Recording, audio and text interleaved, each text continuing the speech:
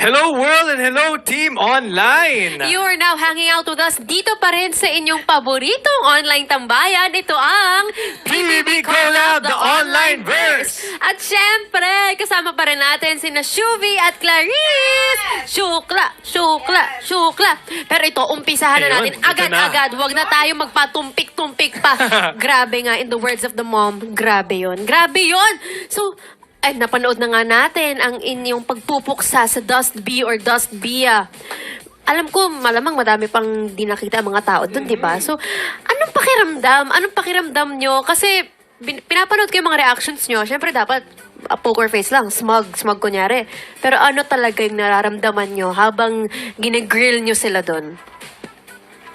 Ako,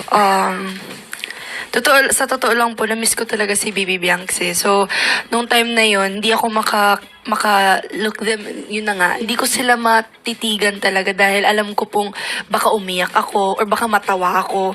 May mga ganun akong points, pero sobrang haba po niyan, yung interrogation po namin na yan. And we've seen really na nagpakatotoo naman sila sa mga answers nila. Binigay naman nila yung gusto nila naming, binigay naman nila yung mga sagot na gusto naming marinig. Pero at the same time, hirap na hirap po talaga kami dyan. Like, sobrang hirap nung ginagawa namin. Sobrang konti lang yung nakita nyo po sa pinagagawa. Pero at the same time, nakita naman lahat halos. Tama ba, ma'am? Nakita naman. Yes, oo. Nakita naman talaga. Oo. Like, nakita naman yung mga sagot talaga na masasabi mong may drive talaga silang manalo. Diba, kahit chill Oo. lang sila, chill lalo na si Dustin, pero andun on point pa rin naman, may sense na may sinasabi nila do. So yun, ang dami ko nasabi doon. Kita mo? Ako din eh. Nakita mo? Tsaka ginagamit ka pa pang gatong. Oo nga eh, Gatong Oo. Queen daw ako. Hindi, si Gatong King kasi si Vince. Ah, si Gatong Vince. King. So, syempre, sinabihan na nila kami kasi since kami nga yung pinaka-close sa kanila, so baka pwede kaming gawing panggatong or pang ano ba, pang dagdag inis. Yes. Parang ganon.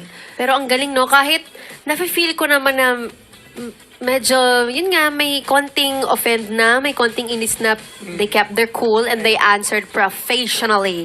I love that. Ang galing na. And of course, walang bias ha, pero yung Dust Beer, Dust Bia, super misunderstood. I love them as a duo, as friends, kung ano man sila. Kung ano man sila. Yeah, Malalaman so- natin yung paglabas. And we are back, Team Online, kasama ang Shukla! Yes! Oh, napanood natin ang Team Rawi.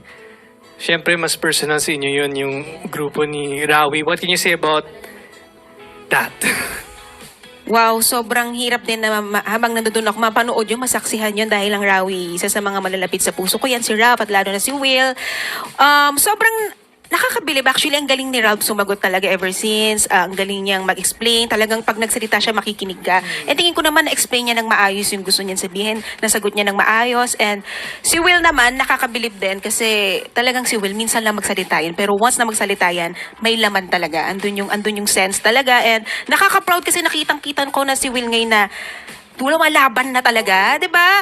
From yung Will na mahiyain, nahihiya, na feeling niya hindi siya bagay doon. Ngayon, lumalaban siya. I'm so proud of that boy. Yes. As a mom, as a mom. As a mom. Yes. Kami din, alam mo, isa sila sa mga strong contenders talaga na maging big winner kasi we believe in them so much and we've seen so much potential po sa nangyari na yun. And noong mga time, kitang-kita nga ang ano, kasi iyak lang po kami ng iyak ng mga time na yan kasi alam mo yung stress na kami, mahal na mahal po talaga namin yung dalawa. So, ayun, medyo mahirap pero at the same time, buti naman, napakita namin kung sino talaga ang Rawi. Yes.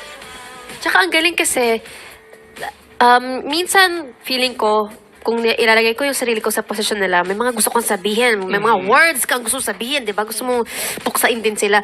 But they were all able to keep it so Their respectful. composure, grabe. Hindi lang composure, yung respectful. Yeah. Siguro sa isip nila, pwede kong balikan to eh. Pero di ko gagawin. Be the bigger person, gano'n. Kasi nga, challenge lang naman ito. Again, guys, challenge lang po ito as house challengers. Binigyan sila ng role ni Kuya na kailangan yung tustahin yung mga housemates ko hanggang lumabas ang kanilang boiling points, ganon. So, ayan, wag tayong mag-spread ng hate. That's true. Don't twist their words din also. Against the house Oo. challengers. Yun talaga ang role nila. Nilagay sila para talaga gawin yun. So, it's nothing personal, guys. Just a simple reminder. Tsaka kasi, may mga pointers. May Yes. mga pointers na given. Parang nag-reflect lang kami sa outside. Mga pinagsasabi ng outside. So we were given like, kung ano ang sasabihin namin sa kanila. Part natin, no? Lalo na sa part natin na wala pa kaming masyadong alam. but kailangan syempre meron tayong masabi doon. Oo. Report, para for the flip top. Kasi may may advantage pag may nakabasa ka na. Yes, So tayo. sila, ang dami na nilang napanood. So may hawak. Wala talaga kami So, ako alam. talaga, di ba? As much as possible, hindi ako Oo. naka-assign quiet. Oo. So basa-basa na lang sa mga kailangan namin. Kung alam Kunwari, nila, basa-basa. para kunyari may ginagawa ako, nakailang beses ako nagbubukas ng folder. Kasi para kunyari may ginagawa ako. Diba? Pero ngayon na may mga alam na kayo, pag-usapan natin mamaya kung ano yung masasabi niya sa mga nabasa niya na. Pero ngayon pa lang, balikan na natin ang mga updates dyan sa loob ng bahay ni Kuya. Susunod, is betrayal really your thing, Izzy? So paano mo nasasabi na papakatotoo ka? Are you even happy to see me right now? Do you saying I love you all? Do you love me? No, you don't. I know. And you're still tuned into the coolest team online ni Kuya. Ito ang PBB Collab, the online verse. Ayan, balikan natin ang Team Rawi. Let's start with Will muna. Yung growth ni Will, no? Grabe talaga, no? Yung growth ni Will since day one. Kasi ako bilang house guest nung week 1, syempre wala masyadong drama pa nung time na yun. Pero nakikita ko na si Will na distant siya. No? Na parang laki ayaw niya magsalita. Parang less talk, less mistake siya. Pero ngayon, salita ng salita siya, no? He's super... He's come out of his shell. Yes. So ano masasabi niyo tungkol kay Will naman muna? As a proud mother. Totoo yan. Kasi nung mga unang week, yung first week namin lalo, tahimik lang yan si Will. Kung pag may task lang ata ko siya naririnig magsalita nun. And kung magsalita, ang hina. Diba, andun yung part na minsan nasa isang lugar lang siya mag-isa.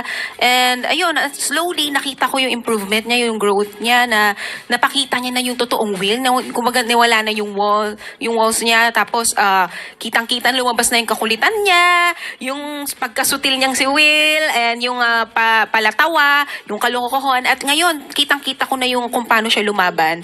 Dati kasi, di ba, parang si Will, anytime susuko. Ngayon, tingin ko ando na siya. Tingin ko, ready na din siya maging big winner. Yun yung gusto niya mangyari.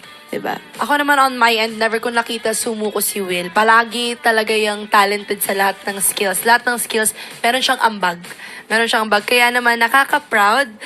And wala lang, kaya po kami naging emotional talaga nun dahil masakit po sa amin na ilagay sila sa point na mahihirapan sila. Pero at the same time, after nun, feels overwhelming na nagawa namin yung dapat namin gawin. But at the same time, na-bring out namin yung best nila. So parang deserve a spot talaga in the house. Nakita ko nga na parang sinasabi nyo na ang role nyo, di ba, as house challengers, ay challenge sila. That's true. Pero sa nakita ko, kayo ang na-challenge talaga. Oo, actually, hindi kami house challengers. House challenged.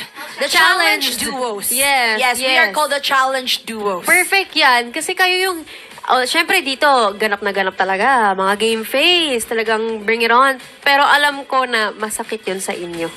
Na kung pwede lang yakapin nyo sila. It's Lalo hard na, both ways to receive and to do the action. Hirap. Parang hirap. ini-imagine ko nga, diba, nakakapag-message sila sa inyo after.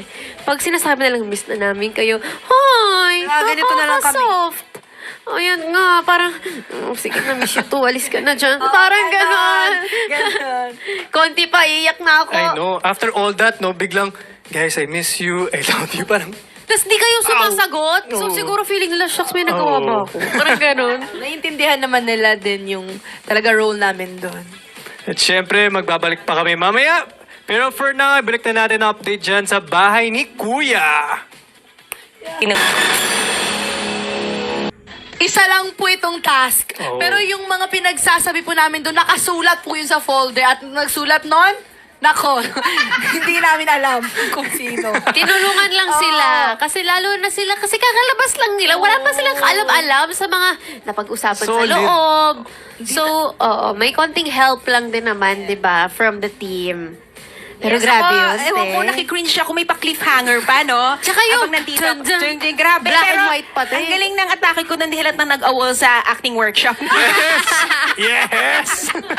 Again, sorry po. Siyempre, task lang po talaga namin yan. Kailangan namin ilabas talaga. Inuhold lang nila yung anger eh. Pang Yeah. ano eh. Game For face Avery, lang yun. Game face Game lang yun. face. Grabe. Nakaka-excite. Tsaka tama nga, cliffhanger talaga yun nangyari. Sobra, abangan mo talaga eh. Yung, anong sagot niya? Nakakain mo ba? Buti nakakain pa yung luto ko. Dun-dun. Pero may tanong ako, ano masasabi niyo sa mga masyadong tinitake seriously yung mga comments yung bilang house challengers? I feel like we need to be more knowledgeable of what is going on. Because really, the mission of House Challengers po mga kapamilya at mga kapuso ay talagang ibigay po ang best po ng mga housemates. I mean, ipalabas ang best ng housemates. And nakita po natin kung paano sila mag-handle ng pressure. So, yan po sila, nagpakatotoo po sila. Kami naman po, umacting po talaga ng umacting doon. Yes. Again, yes nga po. Siyempre, lahat naman ng housemates may kanya-kanyang sumusuporta, may kanya-kanyang fans club.